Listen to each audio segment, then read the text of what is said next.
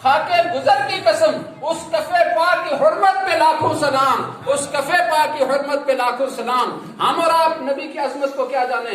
नबी करीम सल्लल्लाहु अलैहि वसल्लम वो जाते वाला सिफात है कि 18,000 मखलूकात में से हर मखलूक छोटा हो या बड़ा हो, सब के सब नबी की अजमत से वाकिफ हैं। इसलिए कि ये मेरा और आपके बस में नहीं है कि हम नबी के जिक्र को बुलंद करें, नबी के जिक्र को गिराने के लिए, नबी की शख्सियत में क्रिटिसाइज करने के लिए, नबी की जात अक़दस पर उंगुश्त नुमाई के लिए बहुत लोग सामने आए, लेकिन रब ने वादा फरमा लिया था, वरफ़अना लका ज़िक्रक, ऐ मेरे महबूब, तुझे कोई कुछ भी कहना चाहे, कोई गिराना चाहे, कोई तेरी जात में क्रिटिसाइज करना चाहे, कोई तुझे ऐब वाला बंदा बताना चाहे, लेकिन बताने वाले बताते रहेंगे, वो मिट जाएंगे, मिट गए, मिटते हैं, मिट जाएंगे। आधा तेरे ना मिटा है, ना मिटेगा कभी चर्चा तेरा, ना मिटेगा कभी चर्चा तेरा।